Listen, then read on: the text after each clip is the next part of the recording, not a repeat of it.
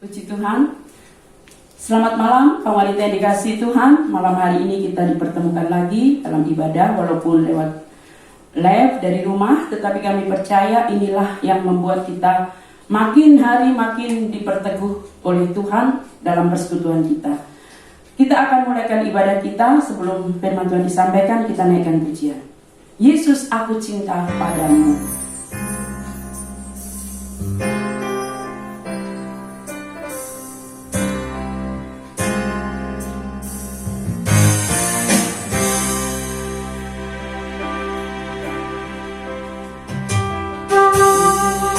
Aku cinta padamu, hidupku ada dalam tanganmu. Ku selalu berdoa, ku selalu meminta Engkau menjawab doaku. Yesus, ku agungkan namamu. Ku puji, ku sembah Kau selalu. Dalam kesusahan, dalam kelimpahan, Yesus segalanya bagiku. Badai dan gelombang menerpa kapalku, Yesus Engkau jurumudiku. Ku takkan tenggelam, ku tak akan goyah, Yesus menopang hidupku. Badai dan gelombang menerpa kapalku, Yesus Engkau jurumudiku. Ku takkan tenggelam, ku tak akan goyah, Yesus menopang hidupku. Haleluya. Terima kasih banyak Tuhan. Sungguh benar bahwa Engkau Allah yang menjadi jurumudi kami. Hari ini kami ada oleh karena kasih dan kemurahan-Mu. Sebentar kami mau dengar firman-Mu. Urapi hamba-Mu, urapi setiap kami yang mendengarkan, supaya kami sama-sama diberkati Tuhan. Segala kuasa iblis roh jahat yang akan merebut firman-Mu dari kami tolak keluar di dalam nama Yesus. Kami sambut firman-Mu dalam nama Yesus. Amin. Puji Tuhan. Selamat malam kaum wanita yang dikasihi Tuhan. Saya sangat senang kalau pada malam hari ini kita boleh kembali bersama-sama memuji, memuliakan nama Tuhan. Kita akan mendengar firman Tuhan malam ini. Saya berikan judul firman Tuhan, bijak di masa krisis. Ibu-ibu yang dikasihi Tuhan, tadi sudah saya singgung. Jika Allah memberikan kita hidup, memberikan kita waktu sampai hari ini, kesehatan, kekuatan, umur panjang, mari kita melakukan segala sesuatu dengan memberi yang terbaik. Walaupun kita hidup di tengah-tengah situasi dan masa yang sulit. Masa corona ini kan bisa disebut masa yang sulit. Kita mau lakukan segala sesuatu yang terbaik. Kalau apa yang dijumpai tangan kita, mari kita lakukan. Jangan menunda-nunda, jangan menunggu besok-besok. Karena kita nggak tahu besok itu milik kita atau tidak. Sekarang ini terus terang, orang nggak bisa menebak. Mau muda, mau tua, tidak tahu kapan berangkat, kapan Tuhan panggil. Tetapi saudaraku, mari kalau hari ini kita hidup, kita semata-mata karena kasih dan kemurahan Tuhan, mari kita melakukan yang terbaik untuk Tuhan. Nah, kalau dikatakan bijak di masa krisis, itu maksudnya apa? Maksudnya adalah pandemi yang berkepanjangan ini berdampak di segi finansial, itu pasti. Ya, baik itu orang yang berjualan kecil, makanan rumahan, toko, pengusaha, kelas kecil, kelas besar, bahkan kebutuhan keluarga pun pasti akan mengalami apa yang namanya dampak.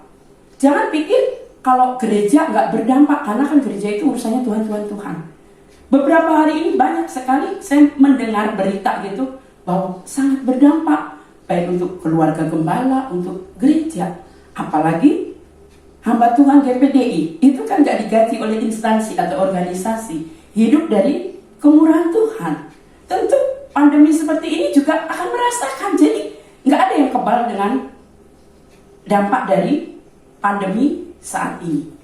Bahkan pelayanan pekerjaan Tuhan pun berdampak. Coba bayangkan, kalau dulu orang bisa adakan KKR besar-besaran di mana-mana, gedung gereja muat ribuan orang. Sekarang pelayan-pelayan Tuhan itu kemana? Ya kan? Nah, tetapi bersyukur, firman Allah dahsyat luar biasa. Pagi hari ini saya menemukan betapa dahsyat luar biasanya Tuhan kita itu, yang selalu menguatkan iman kita dengan firman-Nya, memberi hikmat kepada kita yang senantiasa mau dengan dengaran kepadanya. Di dalam Amsal 4 ayat 6 dikatakan, janganlah meninggalkan hikmat itu, maka engkau akan dipeliharanya. Kasihilah dia, maka engkau akan dijaganya. Firman Tuhan ingatkan, jangan meninggalkan hikmat. Kita mendapat hikmat kalau kita mau baca firman Tuhan. Nah, ketika kita punya firman Tuhan, kita akan terpelihara, saudara. Karena ada banyak rahasia-rahasia yang dibukakan di dalam firman Tuhan. Firman Tuhan menasihati agar apa? Kita bertindak bijak, sehingga kita bisa melewati masa sulit ataupun pandemi ini dengan satu sukacita dan kemenangan. Yang pertama, apa rahasia firman Tuhan untuk bisa melewati masa pandemi ini dengan baik dan bijaksana? Yang pertama, belajar mencukupkan diri dalam segala keadaan. PR buat ibu-ibu saudara semua, nanti baca di dalam Filipi 4 ayat 10-20. Saya tidak akan bacakan, saya ambil beberapa ayat dari Filipi 4 ini. Bagaimana cara kita mencukupkan diri dalam segala keadaan? Ya, artinya apa? Saudara, kita mau belajar untuk membelanjakan berkat yang Tuhan beri itu sesuai dengan kebutuhan. Kalau di Filipi 4 ayat 11 itu dikatakan, kukatakan ini bukanlah karena kekurangan, itu kata Rasul Paulus, sebab aku telah belajar mencukupkan diri dalam segala keadaan. Rasul Paulus dia mencukupkan diri dengan segala keadaan. Dan di ayat sebelumnya dia pernah merasakan kelimpahan, tapi merasakan kekurangan. Mau kelimpahan, mau kekurangan, dia cukup. Karena apa? Dia bisa bersyukur. Bahkan ditegaskan, Rasul Paulus menegaskan bahwa semua itu dia ungkapkan bukan karena mau membicarakan tentang uangnya, tetapi adalah dia mau mengajar kepada kita semua, termasuk kaum wanita. Apalagi wanita itu kan manajemen dalam keluarga ya, yang mengatur uang itu sudah pasti ibu-ibu ya. Rasul Paulus ingin menegaskan bahwa kalau kita mau melakukan firman, pasti Tuhan tidak akan kecewakan. Lukas 3 ayat 14 bagian C juga dikatakan, cukupkanlah dirimu dengan gajimu. Jadi dengan belak-belakan firman Tuhan mengajarkan kita. Jadi tips di masa krisis itu sebetulnya Tuhan sudah beri hikmat dan bijaksana. Gaji, kan semua orang gajinya berbeda-beda.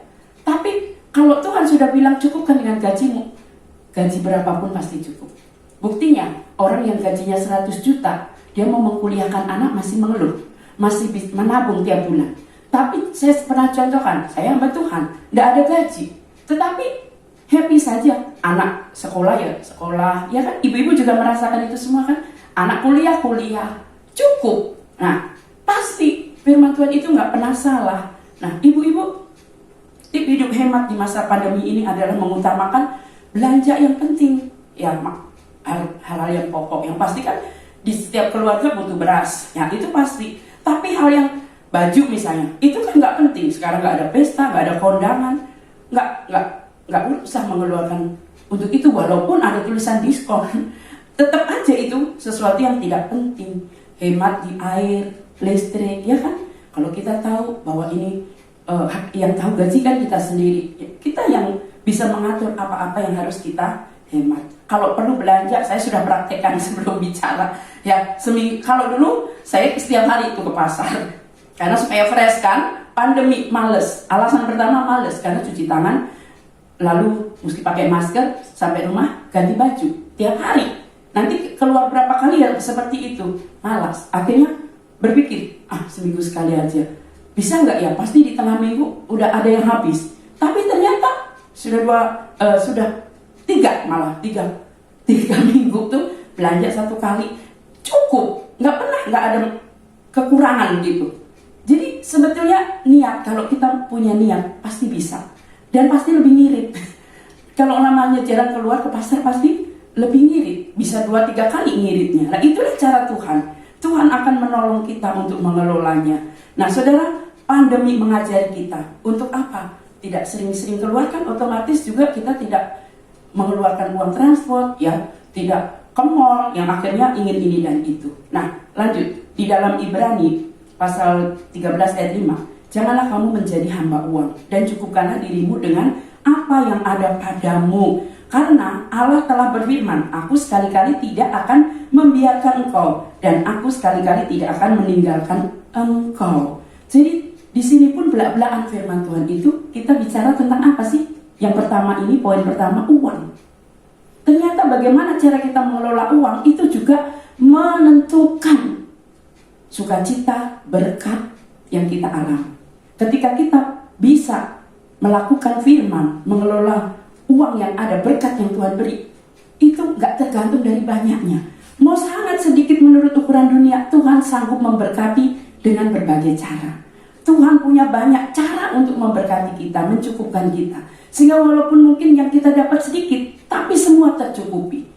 Saya terlalu yakin dan percaya wanita Deborah semua mengalami hal itu. Dan itu jangan kita lupakan di masa krisis ini. Mari kita tetap melakukan itu. Nah di dalam Amsal 16 ayat 32 dikatakan, orang yang sabar melebihi seorang pahlawan. Bagian B saya tekankan, orang yang menguasai dirinya melebihi orang yang berebut kota. Nah saudara, menguasai diri dalam hal apa di sini? Uang, saudara. Mari kita mau belajar untuk menguasai diri dalam hal keuangan. Nah, maka kita akan diberkati di masa sulit ini. Kita akan terus dicukupi oleh Tuhan dengan cara Tuhan memelihara kita. Yang kedua, pandemi mengajar kita untuk apa? Menghindari hutang. Mungkin kita nggak pernah berpikir, wah sebelum pandemi orang biasa ya ke warung hutang, ada orang jualan baju anti arisan PKK hutang, nawarin panci, itu sepertinya hal biasa, ya kan, dicicil. Hutang itu biasa. Memang banyak orang berpendapat hutang itu biasa asal dibayar, dan itu memang betul, karena kalau hutang nggak dibayar itu sangat dosa. Tapi apapun alasannya, hutang itu menambah beban. Pasti akan punya beban. Jadi lebih baik tidak berhutang. Karena kembali ke Filipi tadi, Filipi 4 ayat 15, Paulus tidak pernah berhutang. Ayat yang ke-17, tetapi yang kuutamakan bukanlah pemberian itu, melainkan buahnya yang makin memperbesar keuntungannya. Rasul Paulus, dia nggak pernah berhutang, karena di ayat 15, pemberian dari jemaat. Itu yang saya bilang PR, Filipi 4 ayat 10-20, pemberian jemaat. Tapi yang mau dibicarakan Paulus bukan pemberiannya. Apa? Ketika jemaat memberi, itu tabur tuai. Karena jemaat memberi, maka jemaat diberkati. Nah, setia untuk terus melakukan tugas kewajibannya untuk Tuhan. Misalnya mengembalikan milik Tuhan, Maliaki 3 ayat 10. Itu penting, karena itu rahasia berkat itu tadi kan. Walaupun sedikit akan cukup. Tuhan punya banyak lubang keran terbuka kalau kita melakukan firman. Justru di masa sulit lakukan, maka kita akan mengalami tuaian yang besar itu. Lukas 21 ayat 2 itu diceritakan tentang ibu janda yang miskin, memberi 1%, uang paling kecil. Tetapi kenapa Yesus bilang dan memuji ibu janda itu? Padahal orang-orang kaya memberi 1 gepok, tapi Yesus matanya tertuju kepada ibu janda ini. Jadi bukan jumlah, tapi ibu janda ini memberi walaupun cuma uang paling kecil. Kalau sekarang uang kecil berapa? 5 rupiah, baru kata 1000 lah. Tapi di mata Tuhan besar, karena memang itu yang dia punya. Itu kalau dia bawa pulang bisa buat beli nasi bungkus, tapi karena dia berikan, dia nggak bisa beli nasi bungkus. Tapi itu yang membuka keran, itu yang membuka berkat bagi ibu janda ini. Karena dia bukan hanya diberkati Tuhan, namanya sampai hari ini kita sebut Tuhan berkenan kepadanya. Juga ingat seorang ibu janda Sarfat, ya, dia punya tepung hanya segenggam, minyak sedikit, dia mau kasih anaknya. Tapi seorang abdi Allah, Elia, berikan itu untukku, yang memerintahkan Tuhanku, katanya. Tapi ibu janda itu gak punya apa-apa, tapi dia beri yang terbaik kepada hamba Tuhan ini. Dan apa yang terjadi? Tuh kan? Kalau seharusnya dia besok mati, wong dia bilang, aku akan masak ini tepung, nanti besok pagi tinggal nunggu hari kematian. Tapi karena melakukan yang terbaik di masa krisis, dia terpelihara selama 3,5 tahun itu. Dia terpelihara masih cukup, kenyang, bahkan menampung seorang hamba Tuhan di rumahnya. Jadi lakukan firman di masa sulit. Itu tips dari Rasul Paulus. Yang ketiga, tip rahasia hidup di masa sulit adalah jaga sikap. Sikap ini dalam hal apa? Karakter jujur. Jujur dalam hal uang lagi.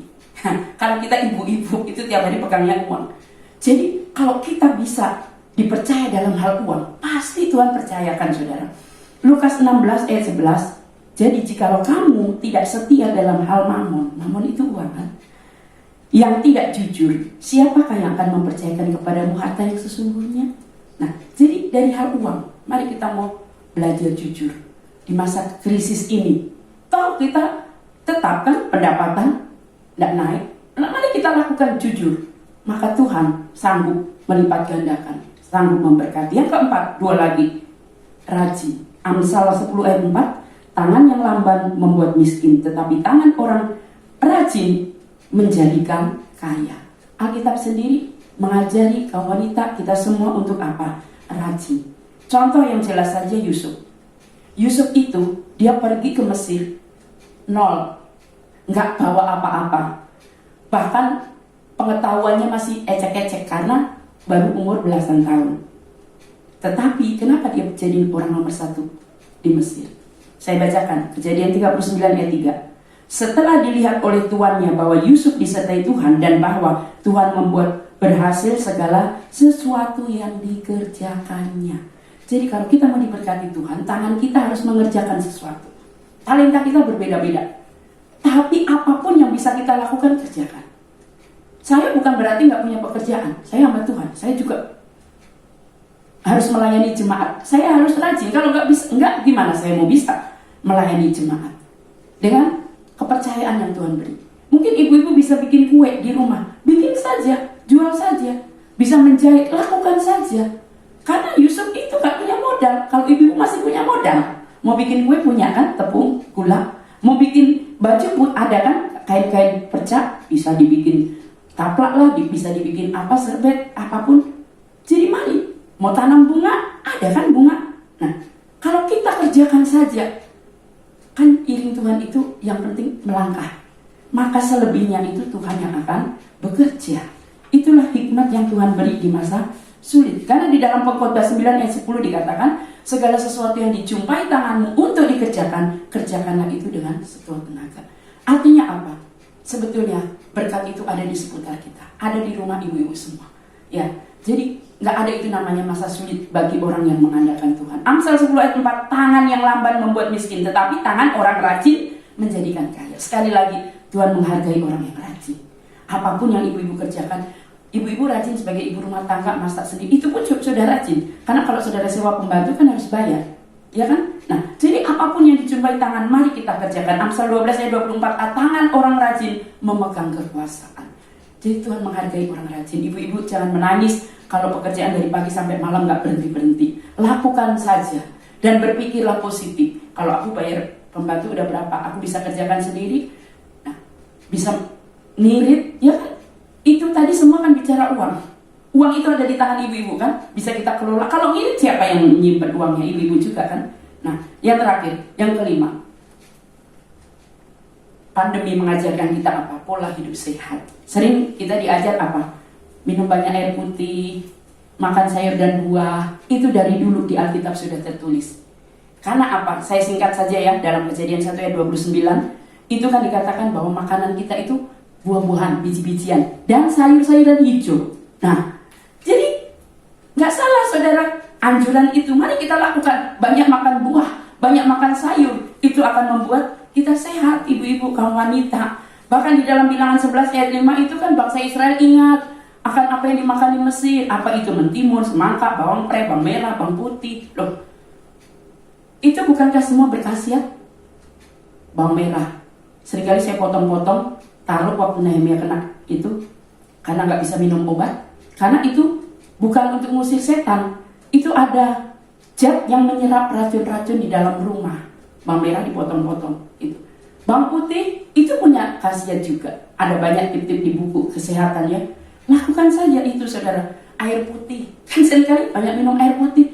Alkitab sudah mencatat bahwa kita harus minum air putih 8 gelas sehari. Itu betul saudara. Kalau saya petik aja di dalam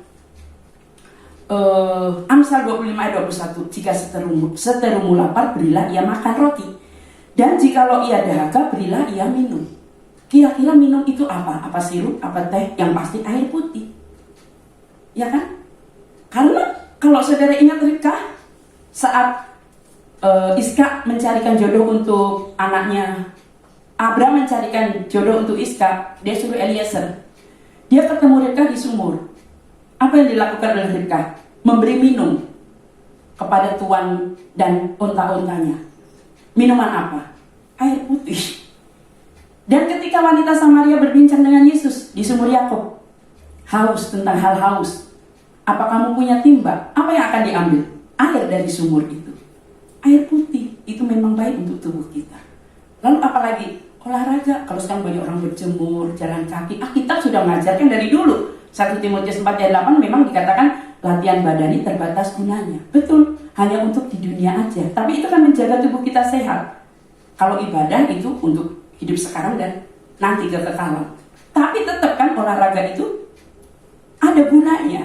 Jadi ibu-ibu baik jalan kaki pagi-pagi, bangun menghirup udara segar, itu baik sekali karena olahraga itu bisa mengurangi rasa sakit ketika haid, ya kan? Banyak mengurangi apa itu? Pusing, migrain, membuang racun dalam tubuh. Nah itu nggak usah saya bahas karena banyak itu di buku-buku kesehatan. Lalu apalagi banyak kan pandemi, selain itu tadi suruh banyak tidur. Tidur berapa jam sehari? 7-8 jam minimal sehari. Nah, Alkitab pun bilang kita harus istirahat. Kita manusia bukan mesin. Mari saudaraku yang letih lesu, datang padaku untuk istirahat, berdoa. Dalam jasmani juga kita perlu istirahat. Waktu tenang itu penting dalam kehidupan kita semua. Dan yang terakhir sekali adalah menjaga hati. Nah, sekarang kan banyak program sudah saya singgung. Hati yang gembira adalah obat.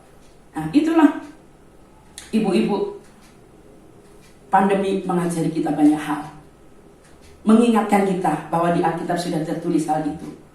Di dalam Amsal 14 ayat 30, hati yang tenang menyegarkan tubuh, tetapi iri hati membusukkan tulang. Jadi mari kita mau jaga hati, supaya hati kita tenang, tidak mudah gerasa gerusuk, iri hati dan sebagainya. Amsal 17 ayat 22, hati yang gembira adalah obat. Mari kita mau jaga hati untuk tetap bersukacita, bergembira. Rasul Paulus juga ingatkan ayat terakhir di Filipi 4 ayat 4, bersukacitalah senantiasa di dalam Tuhan. Sekali lagi katakan bersukacita. Jadi di masa pandemi ini, saya percaya ibu-ibu tetap kuat, bisa melewati, bahkan tercukupi situasi gaji seberapapun Tuhan pasti mencukupkan. Bukan jumlahnya, tapi pemeliharaan Tuhan itu yang terpenting.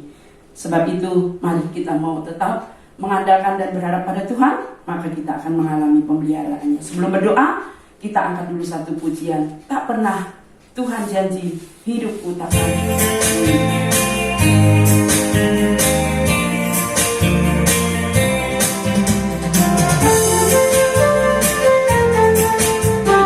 Takkan berduri, tak pernah dia janji lautan tenang. Tetapi dia berjanji kan selalu sertaku dan menuntun jalan hidupku. Dari awal lagi, tak pernah Tuhan janji, tak pernah Tuhan janji, hidupku takkan berduri. Tak pernah dia janji lautan tenang. Tetapi dia berjanji kan selalu sertaku dan menuntun jalan hidupku selalu. Janjinya dia atur langkahku,